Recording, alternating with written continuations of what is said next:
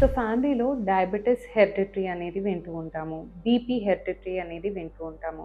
అలాగే ఇన్ఫర్టిలిటీ హెరిడిటరీయా కాదా? ఒకవేళ ఇంట్లో ఎవరికైనా ఇన్ఫర్టిలిటీ ప్రాబ్లమ్ వచ్చుంటే అది మనలో గూడా వస్తుందా? ప్రెగ్నెన్సీ ప్లానింగ్ అనేది ఏమైనా చేంజ్ జేసుకోవాలా? ఈ కామన్ డౌట్‌కి ఈరోజు మనం ఆన్సర్ తెలుసుకుందాం.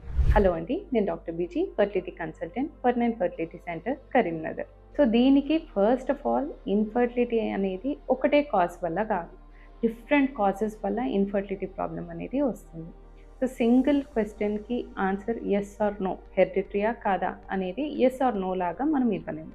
సో కొన్ని కండిషన్స్ ఇన్ఫర్టిలిటీలో నీటి బుడగలు ఉండడము, పీసీఓ ఉండడము, కొంతమందిలో ఫ్యామిలీలో ముందే నెలసరి ఆగిపోవడము, అలాగే కొన్ని జెనెటిక్ కండిషన్స్ ఇవన్నీ హెరిడిటరీగా పాస్ ఆన్ అవుతూ ఉండొచ్చు. అలా అని ఇప్పుడు నీటి బుడగలు ఉన్న ప్రతి ఒక్కరిలో ఒకవేళ మదర్‌కి నీటి బుడగలు ఉన్నాయనుకోండి, చిల్డ్రన్‌లో ప్రతి ఒక్కరిలో మళ్ళీ నీటి బుడగలు రావాలి అనేది హార్డ్ అండ్ ఫాస్ట్ రూల్ కాదు. ఫ్యామిలీలో ఒకవేళ ముందే నెలసరి ఆగిపోవడం అనేది ఉందనుకోండి, అలాగే అందరికీ అవ్వాలని లేదు. బట్ ఈ ప్రాబ్లమ్ ఉన్నప్పుడు ముందే కొంచెం జాగ్రత్త పడడం మంచిది. ముందే ఒక అవేర్‌నెస్ తెచ్చుకొని ఒకసారి చూయించుకోవడం అనేది మంచిది. సో అందరు చేసే తప్పు ఏంటిదంటే, ఇంట్లో అందరికీ లేటే అయింది కాబట్టి మాకు కూడా లేటే అయితది అనేది అనుకోవడం. అలాగే చాలా ఏళ్లగా దానికోసం ఎదురు చూడడము. సో ఇదొకటి తప్పండి. ఎందుకు అంటే ఫ్యామిలీ హిస్టరీ అనేది ఒక ఇన్ఫర్మేషన్ మాత్రమే. సో ఫ్యామిలీ హిస్టరీ ఒక్కటే మీద ఆధారపడి అన్ని సంవత్సరాలు వెయిట్ చేయడం కరెక్ట్ కాదు. ఇన్ఫర్టిలిటీ అనేది ఫ్యామిలీ హిస్టరీ మాత్రమే కాదు. కొన్నిసార్లు మీ లైఫ్ స్టైల్‌ని బట్టి, మీ ఏజ్, మీలో ఉన్న హార్మోనల్ స్టేటస్, లేకపోతే వేరే ఏమన్నా ఆర్గానిక్ కండిషన్స్, లేకపోతే అనాటమీలో ఏమన్నా గర్భసంచిలో ఉన్న ప్రాబ్లమ్స్, లేకపోతే మేల్ ఫ్యాక్టర్, స్పెర్మ్‌లో ఏమైనా ప్రాబ్లమ్ ఉండడం, వీటన్నిటి మీద ఆధారపడి ఉంటది.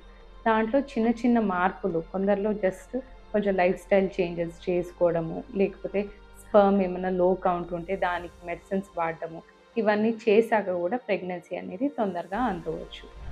సో మీ అక్కకి గానీ, మీ చెల్లికి కానీ ఎవరికన్నా ట్రీట్మెంట్ అవసరం పడింది అంటే మీకు కూడా అవసరం పడాలి అని లేదు. అలాగే మీ ఇంట్లో వాళ్ళందరికీ స్పాంటేనియస్‌గా ప్రెగ్నెన్సీ వచ్చింది అని చెప్పి మీకు కూడా ఖచ్చితంగా వెంటనే రావాలి అనేది కూడా లేదు. సో మీ రిప్రొడక్టివ్ హెల్త్‌ని మీరే అర్థం చేసుకోవాలి. ఒకవేళ పీరియడ్స్ అనేది కరెక్ట్ రాకపోవడము, లేదా చిన్న ఇబ్బందులు ఏమైనా మీరు ఫేస్ చేసినట్టయితే అది ఎందుకు అనేది తెలుసుకోండి. మీరు ప్రెగ్నెన్సీ ప్లాన్ చేసే ముందు ఫెర్టిలిటీ ఎవాల్యుయేషన్ అనేది తీసుకోండి. సో ఫ్యామిలీ హిస్టరీని ఒక ఇన్ఫర్మేషన్ లాగా మాత్రమే ట్రీట్ చేయండి. ఫ్యామిలీ హిస్టరీ ఆధారంగా ఫెర్టిలిటీ జర్నీని మీరు ప్రెడిక్ట్ చేయవద్దు. సో భయంతో కాకుండా అవేర్‌నెస్‌తో ముందుకు వెళ్ళండి. ఎందుకంటే ప్రెగ్నెన్సీ రావడం అంటే మనం ప్రెగ్నెన్సీ కోసం ఊరికే ఎదురు చూడడమే కాకుండా మన రిప్రొడక్టివ్ హెల్త్‌ని కూడా మనం అర్థం చేసుకోవాలి. Thank you.